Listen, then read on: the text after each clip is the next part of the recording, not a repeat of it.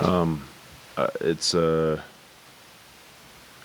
a good kind of welcome back after All-Star break.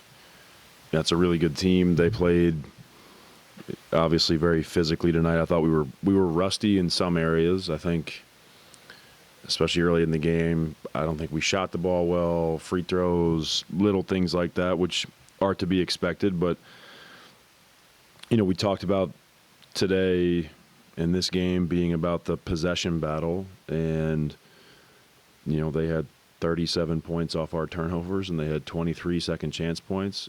Early in the game, almost every offensive rebound they made us pay. I mean, their first 5 offensive rebounds, and they had 11 second chance points with 3 threes in there. So you give them credit for shooting the ball well. I think there were some things that we did better against them than we have done this season. I thought we guarded Shea better than we have to this point. But I think overall it's a good moment for our team, about everybody raising their level of physicality, everybody raising their pride in their individual defense. But I think for the most part tonight, I thought we gave good effort, and there were some plays that we didn't convert that we would have liked to, but we've had some games in particular against them and some early in the year where the turnovers keep you from getting in a rhythm, and they can be deflating at times because you feel like you're making a little bit of a run. I think we had it down to a 13-point game there in the fourth quarter, and then a couple of plays where we have a turnover or a blown defensive assignment, and they made us pay every time. So they deserve credit for playing a good game. I'm glad we get to play again tomorrow. I still do see so many things trending in good directions for our group, both, the individual level for some guys and as a team.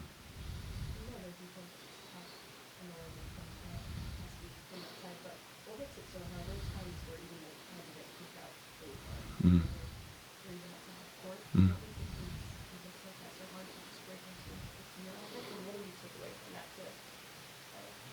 Yeah, I thought the second half we handled their initial ball pressure much better.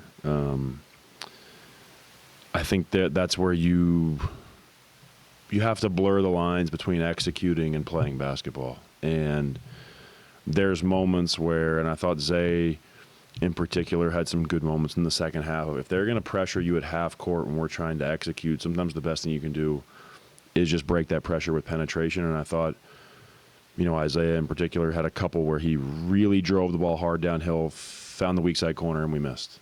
But those types of plays are what's going to back that pressure off some. In the first half, I felt like we were a little bit too focused on executing what the call was or what some of our offensive themes for the night were, where there are moments where we just have to go to like your natural basketball instinct of just, I'm getting pressured at half court. I can't turn my back on them and try to back them into our execution. I just have to face them and try to break their pressure with some initial drives.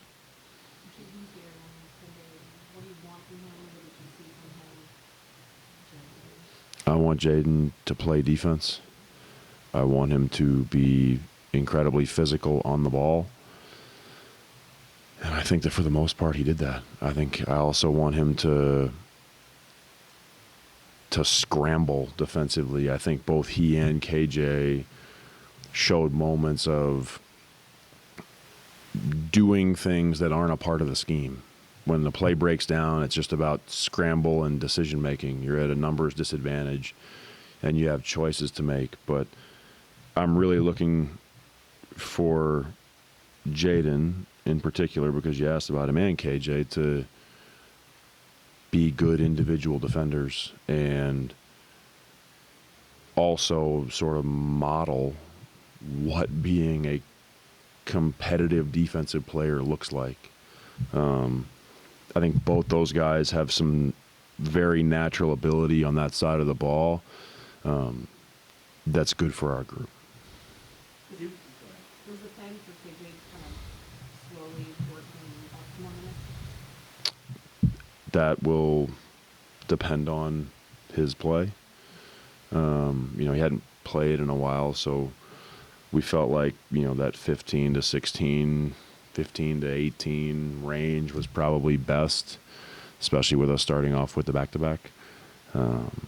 But, all those things, like any of the guys that are coming off the bench, it's just we go day by day and see where we're at. Do you have those conversations with, say, a Bryce explicitly? Say, I want you to model your defense off of what Jalen would do. No. I think there are conversations that have happened and happen a lot with our team and individuals from the day they get here about what the expectations are and what you want to see on both sides of the ball. I feel like those things don't need to be said,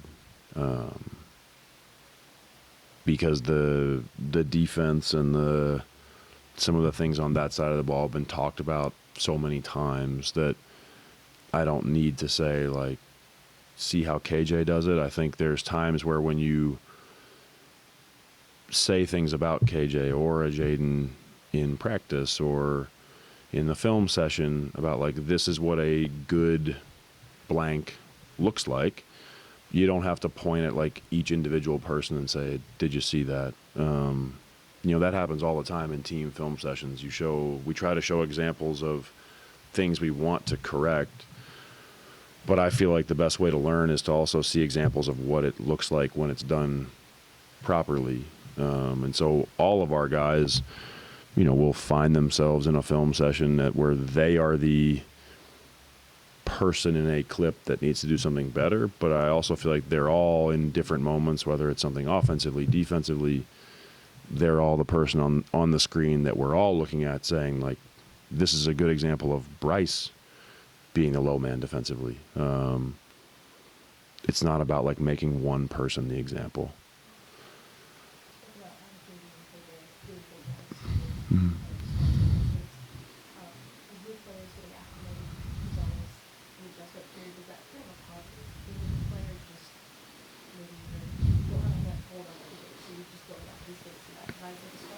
Yeah, I think they're not as bogged down in the details, and I think that's the line that we're always trying to find as a staff of,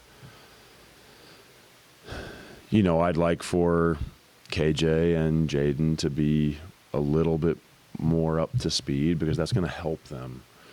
But there's also some guys on the team that at times I feel like, man, I want to try to free their brains up a little bit more. I don't want them to overthink every possession. I don't want them to try to be technically correct all the time. And you learn about everybody's personalities. Some people are very literal in general, and some people have the ability to kind of hear what you're saying, take the big picture concept, and then kind of live in the gray area. So I think KJ and Jaden, they are playing a little bit more free of mind right now than some of the other guys, but I think they could be pulled more, towards the full understanding of everything, and that'll happen with some time. But the flip side of that is, like, I don't want any of our guys to be, it's almost like you don't want them to be overly informed. Then they get frozen out there. Like, they're all really good players. They all made it to the NBA. So they do have a level of basketball instinct that is very good. And I want to keep that because I think they're all at their best when they're just free of mind enough where those moments of decision making, they can rely on their instinct and not try to think, like, what would coach want me to do here? Or what's the exact rule in this situation? So it's something we're always monitoring as a staff. I probably beat myself up about that more than anything. I think there's times where I'm like, man, I've really, paralyzed this person in terms of, like, over coaching them. And so we're always trying to find that line. Thanks.